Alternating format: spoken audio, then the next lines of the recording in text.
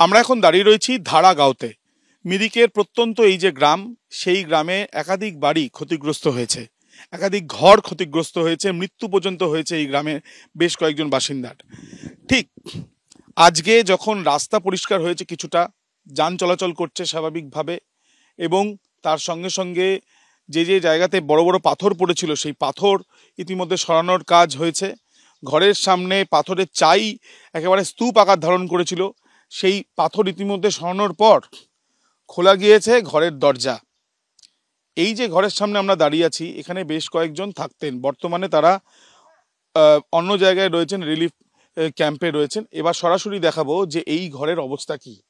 এই যে দরজা, এই দরজা একবার খুললেই দেখা যাচ্ছে খাট রয়েছে, এখানে রান্না করার জিনিস রয়েছে, কিন্তু এতটাই এখানে পলি বা এই যে টানা ধসের জন্য এবং টানা বৃষ্টির জন্য মাটি নরম হয়ে গিয়ে এখানে এমনভাবে ঢুকে গিয়েছে যে এখানে আর বসবাসের অবস্থা নেই বললেই চলে।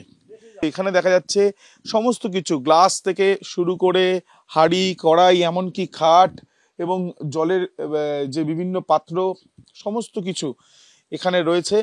পলিময় এই ঘর। এই ঘর কি আদৌ বাসযোগ্য? अभी लैंडस्लाइड हो गया इधर। अभी सरकार कुछ नहीं मिल रहा है यहाँ पे गांव पे। क्यों? पता नहीं कि देख के चले जाता है, देख के चले जाता है। क्या क्या बोलते, कौन कौन आता है? और सब लोग आया है, बड़ा लोग आया था, कुछ नहीं नेता? किया था। हाँ, नेता लोग आया था, आया था नेता लोग। पता नहीं क्या बोल के गया है उधर, ऐसे देख के चले गए। कब होगा, कुछ कुछ बोला कब होगा, घर होगा कि नहीं? कुछ नहीं बोला। कितना दिक्कत में है आप लोग, कितना प्रॉब्लम में है? बहुत दिक्कत है इधर का, मतलब बहुत दिक्कत है, बहुत दिक्कत है। अभी रहने की जगह नहीं, अरे कपड़ा नहीं है इधर का आदमी का, ऐसा हो गया। अभी रिलीफ कैम्प में है सारा लोग। अच्छा, रिलीफ कैम्प में है अभी, यहाँ का आदमी है रिलीफ कैम्प में है। लेकिन ये घर कब होगा, कुछ बताया? कुछ पता नहीं बताया।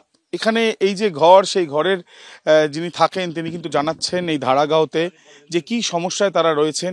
তাদের কাপড় নেই, তাদের বক্তব্য যে তারা থাকার মতন অবস্থাও তাদের নেই।